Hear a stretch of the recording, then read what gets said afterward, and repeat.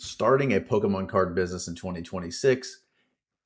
What do we all hear? Yes, it is the easiest time it has ever been to start a Pokemon card business. We can get into the reasons why I actually do believe that, but at the same time, in the later half of this video, I'm going to tell you why I think it's one of the more difficult times to start a Pokemon card business. We have reasons for both. There's a good argument, in my opinion, for both of those takes on starting a Pokemon card business this year. And I'm kind of a good candidate for this. I started my Pokemon card business this year. So I'll go through what was easy about it, what was more difficult about it, and you might be surprised on what was difficult about it. So let's start with why it was easy. There's a lot of reasons why it's a lot easier to start any business today than whatever, pick 2010, 2000, obviously, anytime before the internet. So we'll start with why it's easy to start. Okay. The biggest reason it's easy to start is there's a ton of people who have already done it and they have a lot of knowledge, and you would be surprised by how many people are willing to give you that knowledge for free. I was thinking about this the other day. It's like when people learn how to do something and they do it well and they're already successful at it, you'll be surprised how willing they are to give you that information and are willing to teach. A lot of people, it's almost like a mentorship. Like if you had a really good professor in college and you had drive and you knew what you were doing, they would take you, if you were like willing to work hard, they would take you under their wing and they would teach you everything that you wanted to know and keep you in their circle and, keep that, those connections for you. And it was just, my whole point here is people are willing to teach in 2006. They are willing to give out the knowledge they already know. And with the Pokemon card business, there's a lot of people already doing it and a lot of people doing it successfully. It would be disrespectful of me not to shout out people like Catch 'em All Collectibles, Poke&E, Danny Fan Up, for people who put out that knowledge that they know for free, because honestly, I think they enjoy it. I think they enjoy helping people do things like that, helping people start their businesses. So that's one reason. Another obvious reason is your cell phone. You're carrying around a supercomputer. You can do literally everything and anything you need to do on that, starting a business. YouTube, right? Getting on YouTube and literally learning how to do almost anything. You don't know how to register with the state for your reseller's license, there's a YouTube video for it. You don't know how to create an LLC, there's a YouTube video for it. You don't know how or where to go to have somebody make an LLC for you, there's a YouTube video for it. Listen, there's a YouTube video for everything you need to know when you're starting a Pokemon card business, which is extremely helpful because you don't have to go asking around people who already started businesses what I need to do, how do I manage my taxes.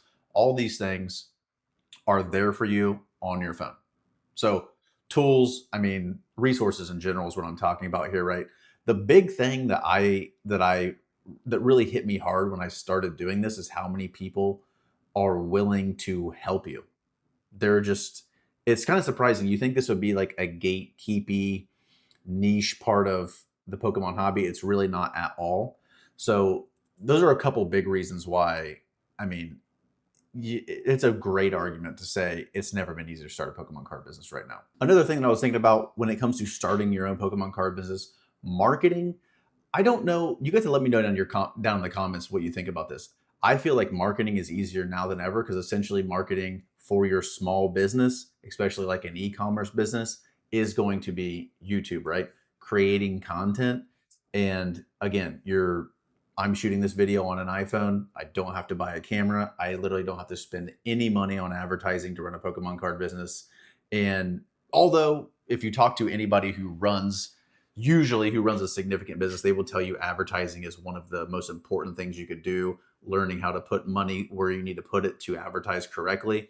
But it seems like with this niche, especially when you first start out, jumping on your phone, recording YouTube videos, talking about something you already like anyway, talking about what you're already doing in your free time, regardless or anyway, putting that up on YouTube, recording videos, that is your marketing, and it's essentially free. It actually is free. Besides your phone bill, right? You pay for your phone bill, but you're paying for that anyway. Let's be honest.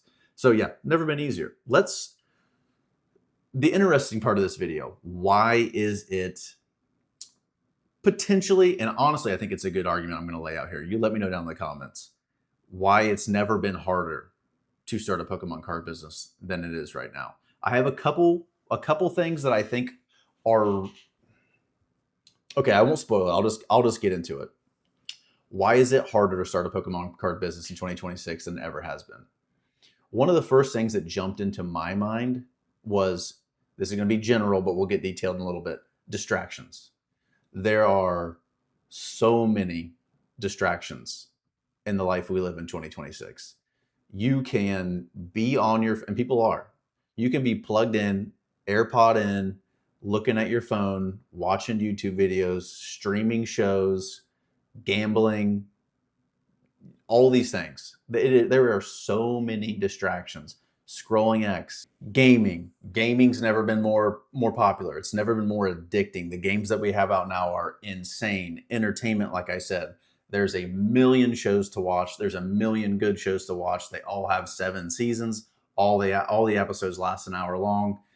And I mean, man, there's so many ways to distract yourselves right now. One more thing I wanted to say, I should say the last thing I wanted to say about why it is easier. This is a good way to put it too. Instead of saying why it's never been harder to start a Pokemon card business, why it's never been harder to stay where you're at. And when I mean stay where you're at, it means like you want to start a Pokemon card business, but you don't, right? So it's like, I wanted to start a Pokemon card business like a year ago. But here's what I wanted to do first. I wanted to start a YouTube channel. I would, and here's the thing. Initially, I didn't want to start a YouTube channel. Then I started doing it. Then I started enjoying it. The whole reason I started it because I knew I needed some way to market myself to start a Pokemon card business. I'm not necessarily somebody who loves to be on camera, be seen, and be heard. It is enjoyable when you get to talk about what you want to talk about, but at the same time, it's not something I wanted to do. Anyways, starting a YouTube channel. It's almost like when you go to start something, there's so many distractions. And when I mean distractions, it's like you can overanalyze, you can, whatever you want to call it, analysis, paralysis. I sat down for probably 3 to 4 months just researching everything I thought I needed to know about starting a YouTube channel. Do I need to buy a camera? What kind of software do I need? I'm like, oh, I don't have a good background. I mean, as you can tell, I don't have a good background now. But like my first videos were I was like in a corner of a room, right? The background was like worse than this one is. And I know this was good. And by the way, if you're watching, I can't remember your name. I should have looked up your comment before I made this video. Dude on like 2 videos ago was like, I almost clicked off your video because your background was so boring. It's like, hey, hand up. I know it is boring. I know that this could look a lot better than it looks. To be honest with you, I'm moving out of here relatively soon. And it's like, I'm just not interested in putting the work into this one room for who knows how much longer. And yeah, I guess if I got to have an entertaining room to get people to stick around and watch, then then what am I doing? But anyways, so staying where you are is easy in 2026. If you're trying to start a Pokemon card business, I mean, even if it's like you really want to, I really wanted to start a business. And after I decided I was going to start a business, I'm like, okay, I've been doing the YouTube thing long enough. I feel comfortable with that. Got the marketing, whatever, quote unquote, figured out. I'm going to start my business, right?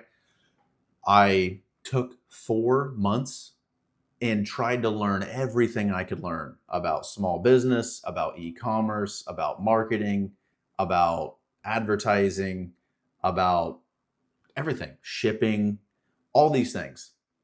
And the whole point I'm trying to get to here is you overanalyze so much because there's so much to consume out there. There's so much knowledge that you can consume and learn.